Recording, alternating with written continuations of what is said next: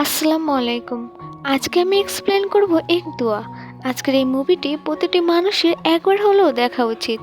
এই মুভিতে এমন একটি ভয়ঙ্কর কুসংস্কারকে তুলে ধরা হয়েছে যে এখনও আমাদের চারপাশে ঘটে চলেছে।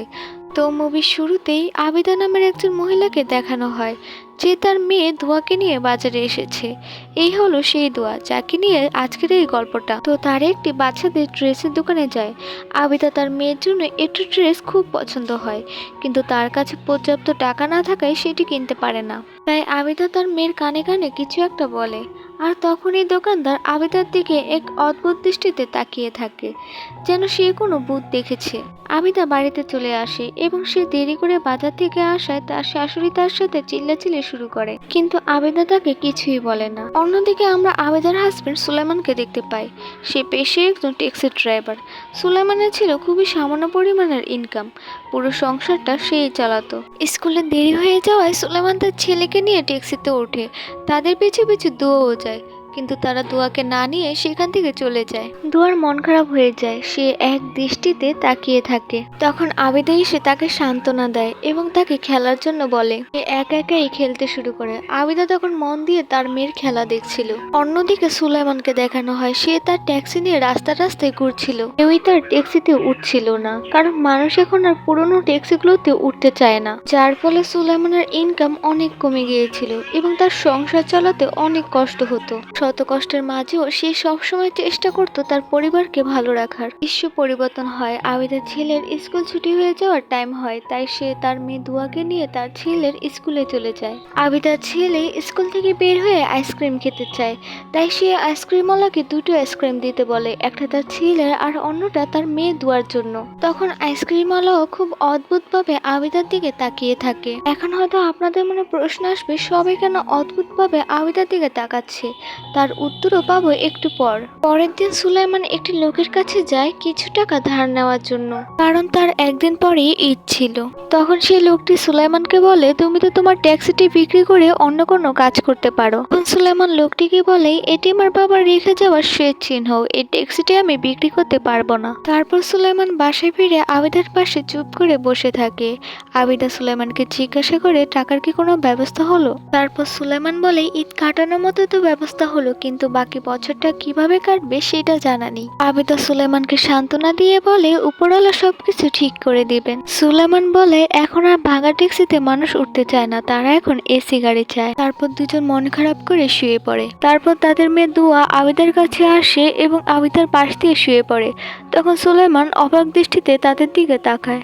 তারপরের দিন সকাল হয়। সেদিন ছিল ঈদের দিন। সুলাইমান সবাইকে নিয়ে মাজারে যায় ঘুরতে। ঘোরাঘুরি শেষে সন্ধ্যার সময় সুলাইমান সবার জন্য ঈদের উপহার নিয়ে বাসায় ফিরে। তারপর সুলাইমান সবাইকে যার যার গিফট দিয়ে দেয়। অন্যদিকে দুয়া ঘরের এক কোণে দাঁড়িয়ে সবার দিকে তাকিয়েছিল, কারণ তার বাবা তার জন্য কোনো গিফট আনেনি। তখন দেখা যায় যে আবিদা দুয়ার জন্য সেই ফ্রকটি কিনে নিয়ে এসেছে, যেটা তারা দোকানে দেখেছিল, এবং দোয়া ফ্রকটি পেয়ে খুবই খুশি হয়ে যায়। তারপর দেখা যায় যে সুলাইমান আড়াল থেকে তাদের দুজনকে দেখছে। সুলাইমানকে দেখে মনে হচ্ছে সে খুবই আজব এবং বিরক্তিকর কিছু দেখছে। সুলাইমানের ভাব দেখে মনে হচ্ছিল এই বাড়িতে আবিদা ছাড়া দোয়াকে কেউই পছন্দ করে না। তারপর সুলাইমানের মা সুলাইমানকে বলে, তোমার এখন আরেকটি বাচ্চা নেওয়া উচিত। সুলাইমান বলে, আমি এখনো ঠিক করে একটা বাচ্চাই সামলাতে পারছি না। তারপর সুলাইমান ভেবে দেখে তার মায়ের কথাও ঠিক, তাদের এখন আরেকটি বাচ্চা নেওয়া উচিত। তাই সে রাতের বেলায় হঠাৎ করে আবিদার সাথে ইন্টিমেট হয়। তারপর গল্প চলে যায় ফ্ল্যাশব্যাকে, যেখানে আপনারা পেয়ে যাবেন আপনাদের সকল প্রশ্নের উত্তর। কয়েক বছর আগে সুলাইমান এবং সুলাইমানের মা আবিদাকে নিয়ে ডক্টরের কাছে গিয়েছিল, কারণ আবিদা ছিল প্রেগনেন্ট। কিন্তু আল্ট্রাসোনোগ্রাফিতে দেখা গেছে আবিদার প্রথম সন্তান একটি মেয়ে। এটা জানতে পেরে আবিদার শাশুড়ি ডাক্তারকে বলে, আমরা চাই না আমাদের পরিবারের প্রথম সন্তান মেয়ে হোক। এই জন্য সে ডাক্তারকে অপারেশনের কথা বলে।